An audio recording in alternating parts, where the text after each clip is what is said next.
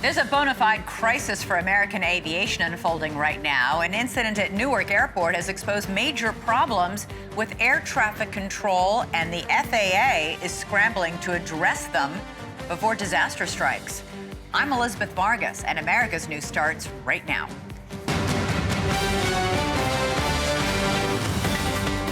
Tonight, panic and profanity in the tower at one of America's biggest airports. This is not a new problem. What happened when air traffic control lost all communication for 90 seconds with every plane under its control? And how widespread are the systematic problems at the FAA? Then, New York police officers attacked by alleged Tren de Aragua gang members, some as young as 12 years old. This was a targeted attack. Planned, deliberate, and carried out with intent. What we're learning about the group nicknamed the Little Devils of 42nd Street, and why ICE agents were turned away from the precinct where the suspects were being held. Please clear the street. Shut the up! And later, campus chaos returns as anti-Israel protests wreak havoc at the University of Washington. Dozens are arrested as property burned to the ground. We have the latest. Hello, everybody. We have a busy night of news. We begin with the chaos unfolding at one of America's busiest airports. For more than a week, New Jersey's Newark Airport has been crippled by delays and flight cancellations. But what's truly alarming is what's causing all the chaos. It all stems from an incident last Monday when air traffic controllers managing all flights coming and going out of Newark lost contact with every single plane. It was a complete communications blackout, and it lasted for a terrifying 90 seconds. Controllers could not see or hear or speak to any of those airplanes, all traveling hundreds of miles per hour. According to reporting by Bloomberg, when the computer screen shut off, the room erupted in panic. First came the curses, then tears. With communication and radars lost, the planes were literally flying blind. One controller told a United flight from Charleston, quote, "I don't have radar. I don't know where you are." After 90 seconds, the computers blinked back on. Staff were left deeply shaken. One had heart palpitations, having feared they'd been responsible for imminent death and destruction. At least 5 of those controllers have been given a 45-day leave for trauma treatment. That, in turn, has exacerbated chronic staff shortages and resulted in days of delays. Transportation Secretary Sean Duffy is now firmly in damage control mode with a media blitz and a visit to the White House. He said this is a problem decades in the making and that the blame should be placed firmly on the Biden administration. This is not a new problem. We've known this problem has existed. There's been multiple GAO reports over the last 4 years saying you have real problems with air traffic control and you should do something with it before it actually fails. So think about this. The last administration spent $1.2 trillion, the largest infrastructure package ever known to man. How much was spent to rebuild air traffic control? $5 billion. And of the $5 billion that was spent or was given, only $1 billion was actually spent. Now, Secretary Duffy is correct that these problems do seem to stretch back for years, spanning multiple administrations, including President Trump's first term. And it spreads way beyond Newark Airport. To put it bluntly, there aren't enough air traffic controllers, and the equipment they use is severely outdated. A government accountability report from last year found that out of 138 air traffic control systems, 51 were, quote, unsustainable. If you can believe it, in the age of cloud computing and AI, some of these systems still rely on floppy disks and screens that look like they come out of a 1980s video game. A House hearing on Capitol Hill addressed this just a few weeks ago. My constituents are always shocked when I tell them this is what air traffic controllers use in 2025 to monitor air traffic near airports. What is the age of this system? I do have a unique background. In 1999 in the United States Marine Corps, I helped test that system when it was first rolling out. So it's been around since them in early testing. It's not acceptable for controllers and technicians to have to work with paper strips and floppy disks to operate the national airspace system in the United States. Floppy disks. Most Americans don't even know what they are because those things are so old. This is all causing growing anxiety for all of Americans about what is supposed to be the safest way to travel. Still top of mind is that deadly collision between an American Airlines flight and a Black Hawk helicopter in Washington, D.C. That happened when controllers had access to all their radar and computers, unlike what happened at Newark. And adding to that, 2 more jets had to abort landings in Washington last week because another Black Hawk helicopter was dangerously in their flight path. For more on all of this, let's bring in our panel. Matthew Wiz Buckley is a veteran military pilot, and Jim Krieger is a former air traffic controller. Jim, I want to start with you because this Bloomberg report on the scene in that air traffic control tower is striking. The room erupting in panic. First came the curses, then came the tears. Controllers came face to face with their own worst case scenario. They braced for tragedy and destruction that some worried that they'd be helpless to prevent. This sounds like every controller's nightmare. Yeah, I would have to agree with that. Having no radar, no communications equipment, and several aircraft to work at the same time is definitely unnerving and really unacceptable, particularly in light of the fact that this has happened more than one time here at Newark and Philadelphia TRACON, or Terminal Radar Approach Control. Things like that should be a rare event, an anomaly, so to speak, but it's been happening way too often.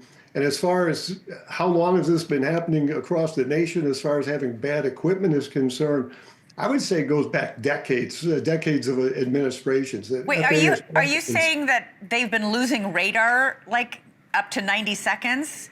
And all it's not always losing radar, but it's just having equipment that's not necessarily the best that we could have and should have for the safest industry in the world. Okay, Jim, one more question to you. 5 controllers are now taking something called trauma leave. The CEO of United Airlines accused them of walking off the job. Can you explain what this trauma leave is and why 45 days is needed? Yeah, it's different than walking off the job. The Federal Employees Compensation Act covers all federal employees, obviously, allows for if an employee is involved in a traumatic experience, which losing all your radar and your radio communications with aircraft that are still moving around in the sky, obviously qualifies as a traumatic experience. And so it's available to them. They use it. I heard up to 20%. There's only 24 controllers, and we're talking about 5 people. But it's designed to make sure that they're feeling okay to go back to the job. They saw a 90-second outage, but they had no clue how long that outage was going to last. It could have lasted for 90 minutes as far as they were concerned. All right, Matthew, this comes as we're already short 3,000 air traffic controllers, and many of those who are still working say they're stretched to the breaking point. Real quick, Elizabeth, United States Marine Corps, the United States military isn't unionized, and we don't get benefits like that. We see a lot of traumatic stuff, and we don't get 45 days of leave. But Elizabeth, when the FAA was short airline pilots, they raised the retirement age from 60 to 65. Air traffic controllers can retire at 56. So I'm sure some of them, I'm not going to speak for Jim, but I'm sure there's some men and women on the golf course who wouldn't maybe even mind coming back part-time. So this is a self-inflicted wound. Let's go back to the technology real quick. I feel you were attacking me because I know what a floppy disk is. That's how old I am. No, I'm not attacking you. Yeah, I do too.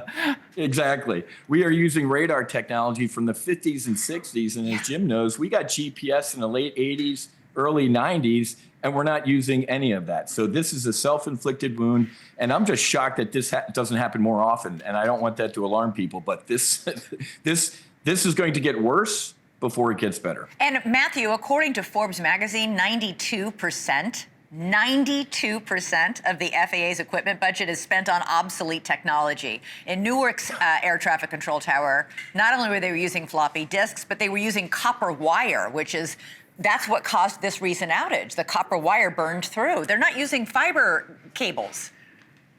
Elizabeth, it's very sad, right? And we're not new to this, right? They kick the can down the road. Each administration says we need to do something about it. They never do anything about it. And sadly, you and I have been talking a lot too often about things that go bad, like in D.C. Sadly, it takes something horrific happening to get action. And Jim knows better than anybody, being in those rooms, something horrific could happen. So we need action now. Jim, some controllers have gone as far as to suggest that, in one report that I read, that it's not safe to fly into Newark. Transportation Secretary Sean Duffy said today it is. What do you think? Well, I would say it is safe because obviously we're required to keep it that way. No matter what happens, you have to make adjustments that ensure that the any risks that are involved are mitigated.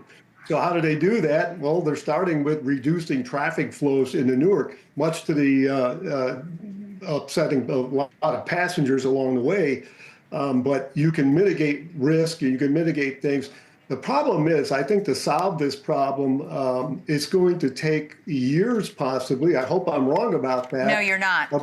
Well, I hope, yeah, it's going to take a long time. So I'm not sure what the fallback option was. What was the fallback? Controllers are taught, hey, you always have a fallback. You never have airplanes aimed at each other. If you lose radar or something like that, you've got an out.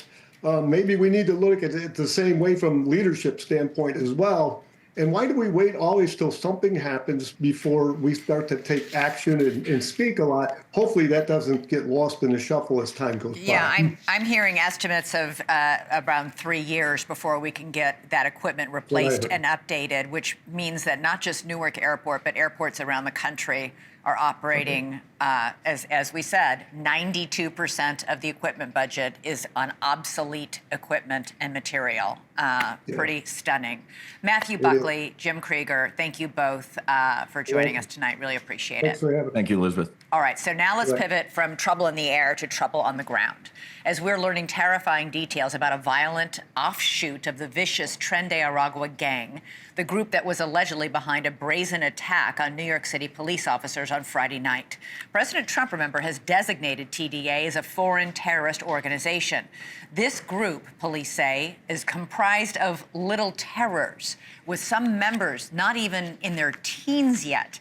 Police say they go by the name Los Diablos de 42, which means Little Devils of 42nd Street. Today, New York City police officers said the adolescent thugs turned on police violently Friday night in an ambush-style attack in Times Square. The officers engaged the group and attempted to break up what appeared to be a wolf pack-style robbery. Instead, they were ambushed, pelted with scooters, basketballs, and other makeshift weapons.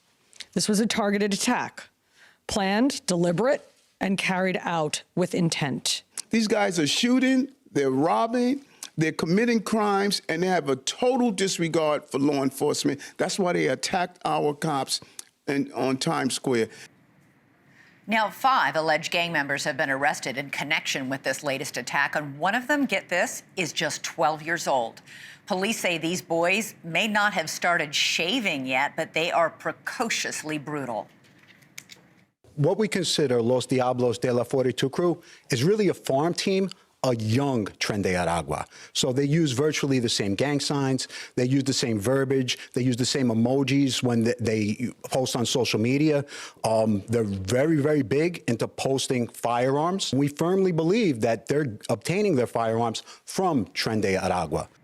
Now, Friday's attack is disturbingly similar to another attack on New York police last year in Times Square. The group video captured a group of migrants pummeling and kicking 2 police officers in a sickening display of violence. 8 people were busted in that attack. All right, for more on all this, we're joined now by Joe Cardinale, retired lieutenant commander with the NYPD. So, Joe, the police commissioner says this attack happened when 2 NYPD officers tried to stop what they call a wolf pack-style robbery. What is that? Well, it's when the group of them get together and act like a pack of wolves. They know what they have to do. They go after their prey, which is the target, and nothing really stops them. They have one agenda to do what they have to do. And right now in this environment, this is what happens, Elizabeth. This is what I don't understand how the mayor sits there and like he's so surprised by this. I mean, we warned about this years ago when we started letting these migrants in, these illegal migrants coming in. Of course, they're going to have the children and everything. And now they're growing up. They see what's going on. They see there are no repercussions for the acts that they take. I mean, they're brazen, as you saw in the attack last year, and you see it in this attack. They're flipping their gang signs. Last year they were flipping the bird as they got out of jail and everything. But this is what happens when you have a lawless society inside, these groups, and this is organized crime. Make no mistake about it. And what's so striking about this? It's Times Square. There are people everywhere. This wasn't in the middle of the night in some dark, secluded street. This is the brilliantly lit, Times Square with a ton of people around, and they are attacking police officers with scooters, basketballs, and bottles. The police commissioner called it a deliberate, targeted attack, not low-level crime. She said this is, quote, organized crime. It is, and she's correct. This is organized crime on every level that you can imagine.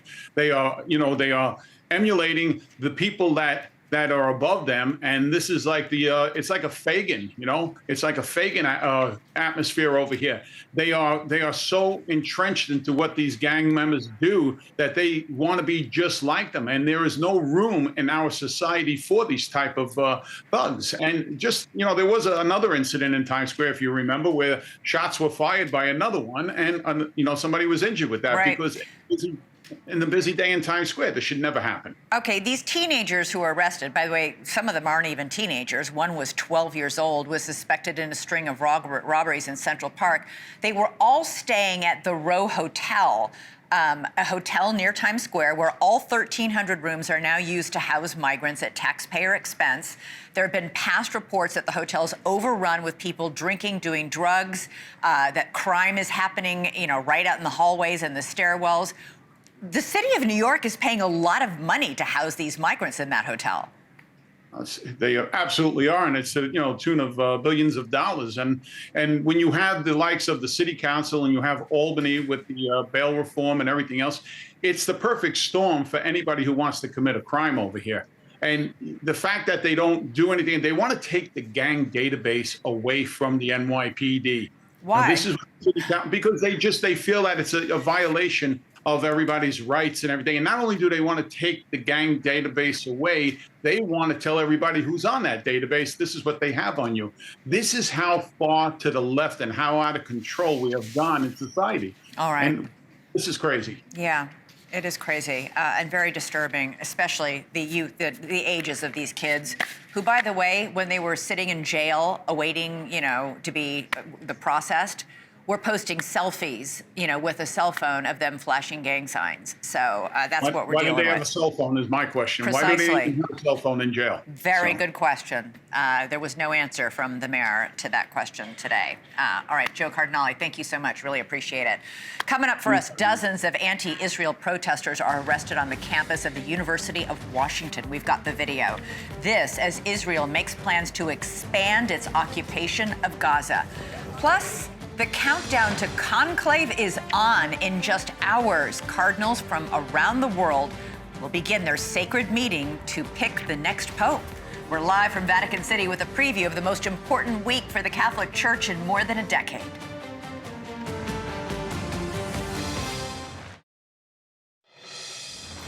Turning now to the fight for America's college campuses. A year and a half after the attacks on October 7th, students continue to protest against Israel's war in Gaza as the fallout continues for elite universities resisting White House demands to change campus culture. Please clear the street. Shut the up! Scenes like this at the University of Washington are the latest example of violent protests on campus. Police arrested dozens of masked protesters after they occupied an engineering building. They blocked entrances and ignited dumpster fires as they demanded the school cut ties with Boeing, the company that sells Israel the fighter jets and the Hellfire missiles it uses in its war on Gaza. A suspended student group that supports Palestine took credit for the standoff. Today, the university's president issued a statement saying, in part, this was no peaceful protest in support of Palestinian rights or against the war in Gaza. The university will not be intimidated by this horrific and destructive behavior.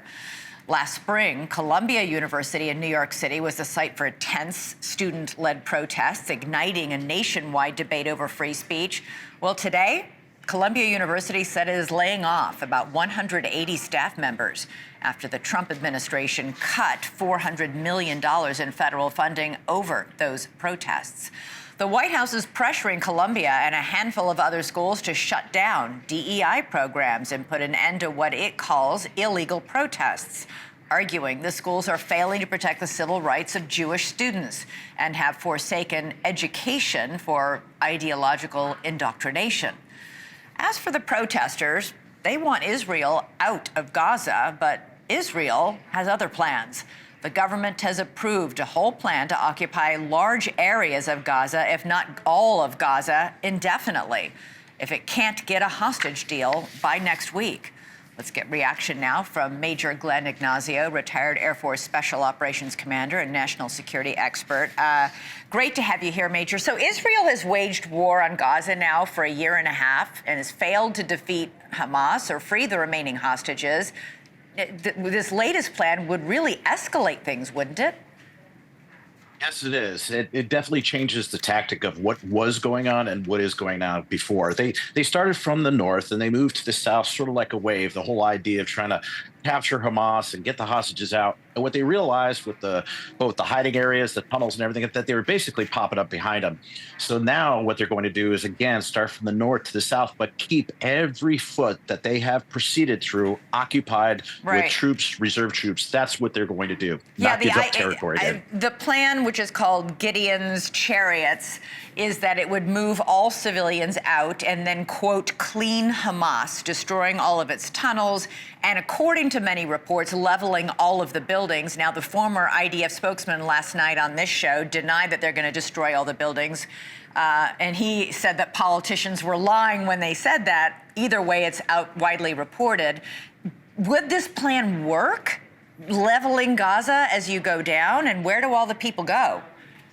Yeah, it's a great question, and it's a big dramatic thing because it's pushing everybody, all the Palestinian folks, to the south, and they're going to be compressed in the area down by Rafah. And there's a lot of questions: are they going to be emigrating? What's going to happen? But you're absolutely right, because a lot of these tunnels and all these hiding areas are so intertwined, almost like a maze. Really, it's the tunnel situation that's going to be most problematic.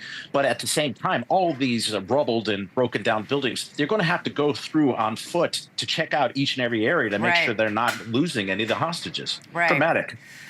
All right. All this comes as Israel is also bombing the Houthis in Yemen and attacked the main international airport in Yemen. This afternoon, President Trump announced that the United States is going to now stop bombing the Houthis. President Trump said they don't want to fight anymore. He did not elaborate on why he believes this. Yeah, the whole idea was it was supposed to give the freedom of navigation. So they said that the U.S. policy, or at least the U.S. tactics, was to give the freedom of navigation for American ships and so forth to continue. So when the Houthis said, okay, we're not going to bomb your ships anymore, okay, we're going to pull back. That was the tactic. The interesting part is that their supreme commander says, well, we're entertaining and we're evaluating that procedure. So are they going to actually quit is the question. Right. In addition, Trump is holding Iran responsible for everything that the Houthis do. But this might be a step to try to get that negotiation with Iran moving through to say, hey, the U.S. is realistic about pulling back, and this is one way to demonstrate that. But that's a big ask right now. Yeah, the Houthis said today they're fighting a holy war to, quote, aid the wronged Palestinian people in Gaza. They vowed to keep up attacks and said it would avenge the Israeli airstrikes on the airport and that it would be, quote, earth-shattering, painful, and beyond the capability of Israeli and the American enemy to bear. That's a lot of words, but the actions are definitely different. As you see that, Israel is going to continue to protect themselves, and they attacked rather well with 20 aircraft that really had no problem attacking those targets into Yemen itself. And in all honesty, Iran should be scared because the F-35s were mainly used. They proceeded into Iran without any kind of resistance from Iran. And we also have B-2 bombers sitting out there. So you can think between Israelis and U.S., if there was ever any action against either the Houthis or Iranians, they really don't have any defenses against the current technology we have. Major Glenn Ignazio, lots of tense areas around the world. We didn't even have a chance to get into what's happening with India and Pakistan. I'm really, really hoping that we're not going to be talking to you about that tomorrow night. Thank you so much. Really appreciate it. Take care. All right, coming up for us, will day one of the Papal Conclave bring black or white smoke It all begins in just hours. We're live from Vatican City as the Catholic Church gets ready to pick its next pope.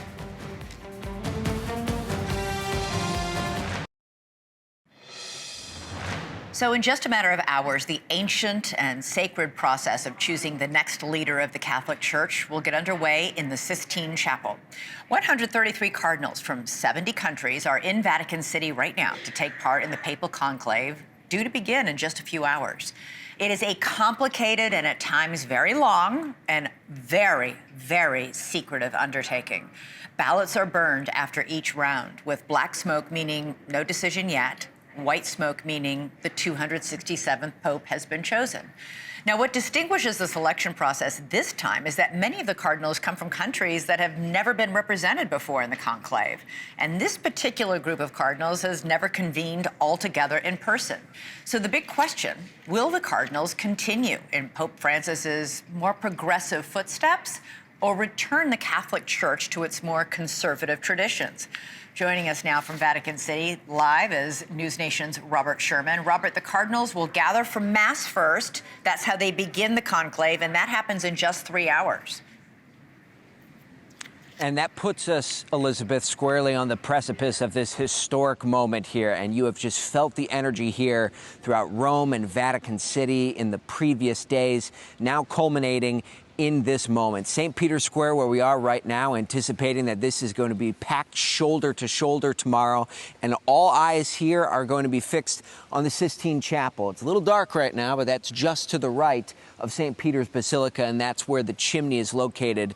We want to take you inside of the Sistine Chapel for a moment, though. This is where those 133 cardinals will be led inside. All onlookers will be expelled, and then the Swiss Guard will seal the Sistine Chapel, and then one single vote will be taking place tomorrow. Thereafter, there will be 4 votes a day. But that is the way that we are anticipating that this is all going to go. The cardinals have sworn an oath of secrecy. They don't necessarily know where this is going to go, but we have heard some say that in this moment, they do believe that they know what the church is in need of most. Take a listen for yourself. We all know roughly the kind of pope that we want, but who is the one that can fit into that, what the future pope that we would like to have? That will be difficult. So how long until we see that famous white smoke? Well, let's go through history for a moment. The 2005 conclave, which led to the election of Pope Benedict, that took 2 days. The October 1978 conclave leading to John Paul II. There were 2 conclaves that year. That one took 3 days. But then you go all the way back to 1268. Well, that was 2 years and 9 months until you had Pope Gregory X. Typically, it takes less than 5 days, but that's the timeline we're looking at here. Elizabeth? This is a big decision for the nearly 1.5 billion Catholics around the world. Robert Sherman, thank you so much. Live from Vatican City, the most gorgeous live shot I think I've ever seen behind you there, Robert.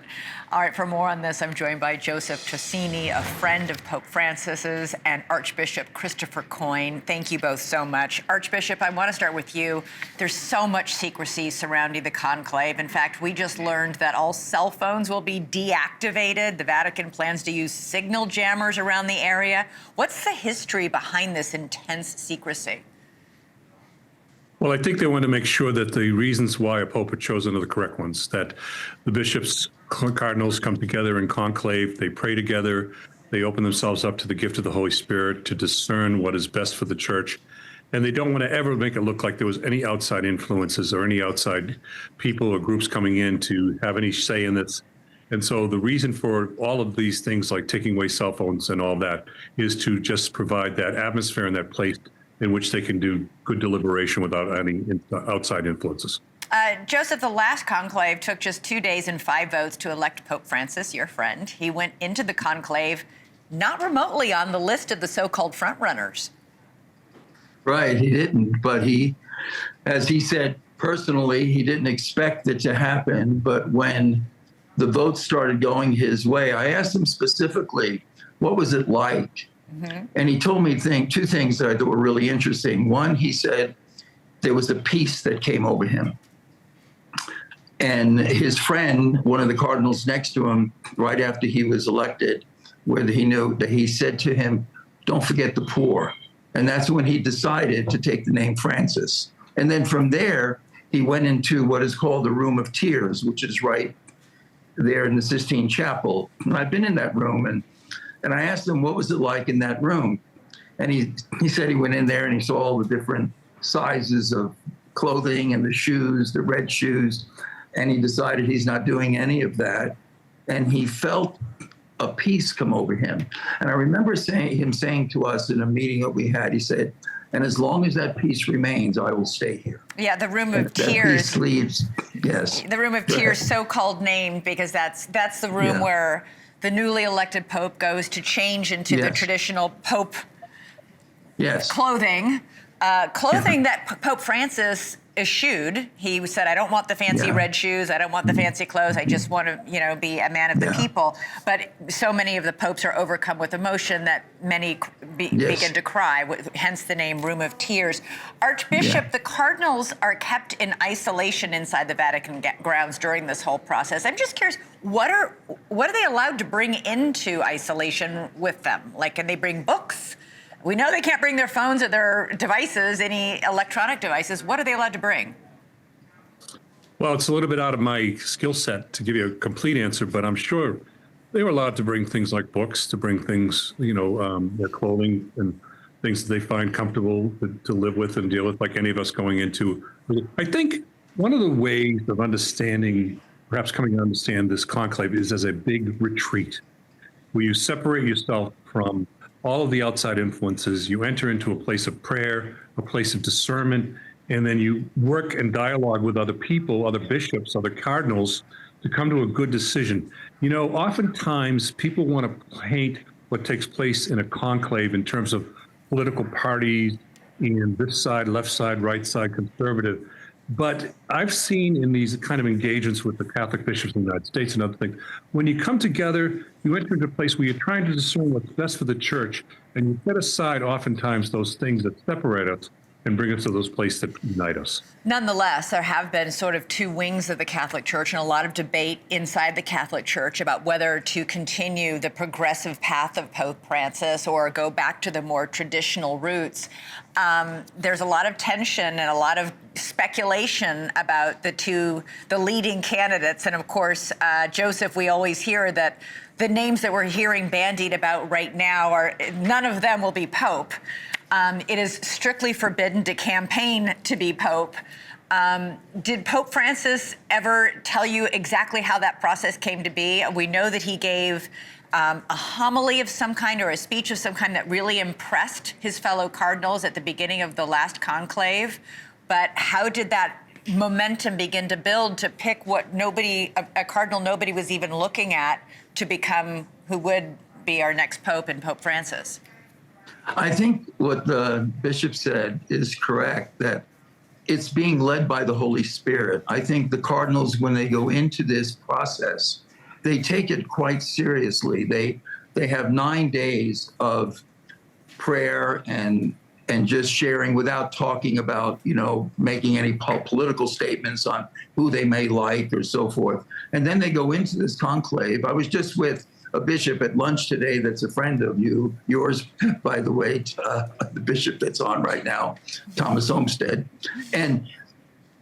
But they go in there, and I was talking to him about it, and they go in there just open-hearted, and they leave their own sort of preferences behind.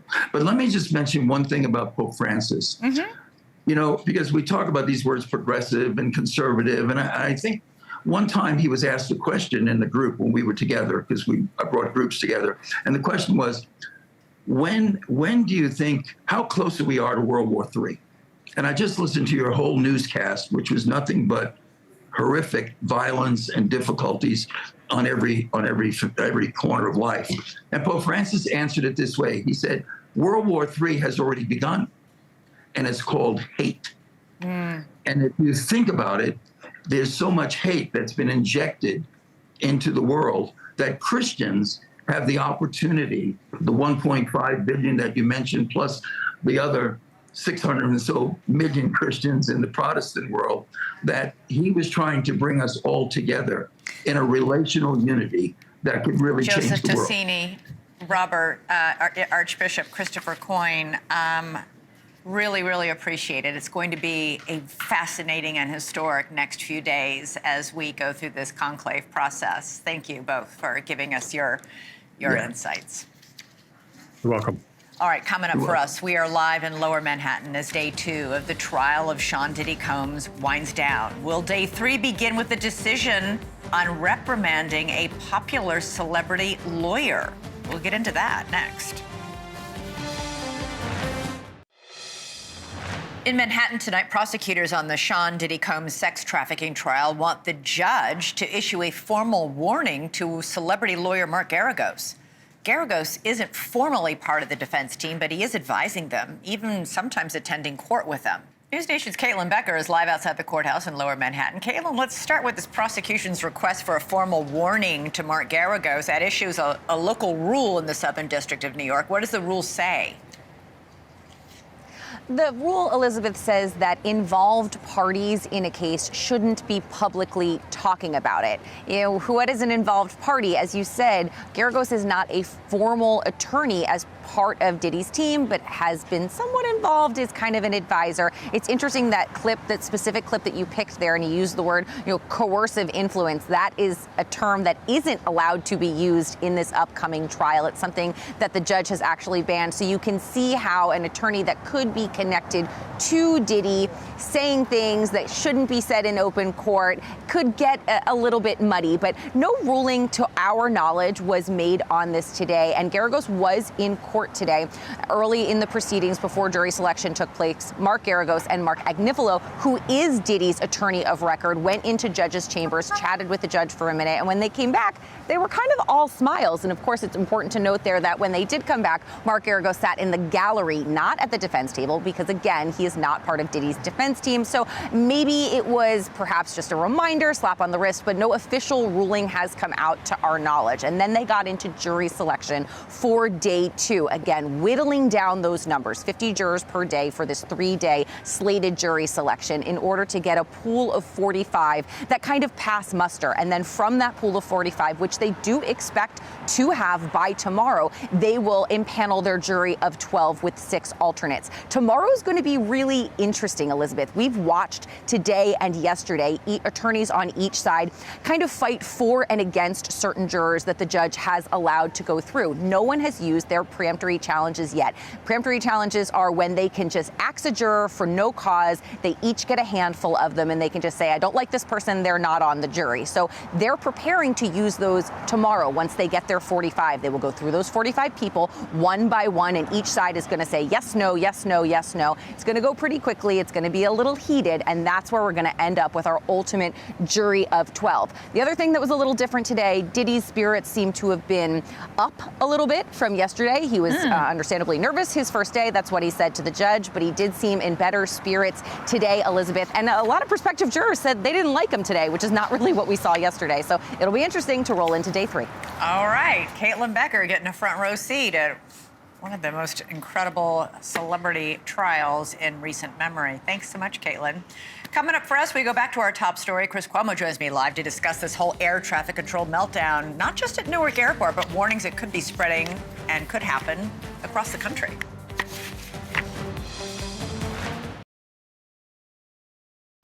Chris Cuomo joins me now with a preview of his upcoming show, set to start in just 2 minutes from now. Chris, I understand you are also going to talk to a former air traffic controller. And of course, the whole mess happening at Newark and the warnings that it could happen elsewhere is becoming political, as we're hearing from Senate Minority Chuck Schumer asking for an investigation into the DOJ cuts and whether that had anything to do with this. It's a mess. Well, look, it's a symptom of the mess. The mess is that Schumer wants to find a way to blame Trump.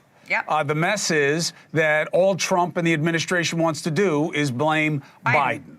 So every problem is a football, because all these people care about is which side is worse. I interviewed somebody 6 years ago, and I'll show the clip on the show tonight, and he complained about the same things. The staffing problems at the FAA go back to the Reagan administration. Yep. All right, this is something that you could fix very easily, but it doesn't work as well fixing as it does blaming.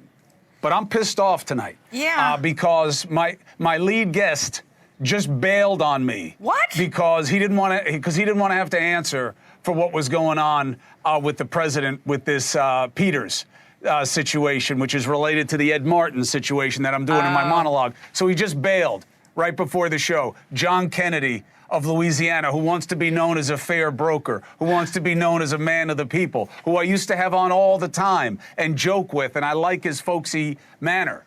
But now He's he bails. Oxford educated, by the way. It's a punk move. Yeah. What are you going to do? How are you going to fill it?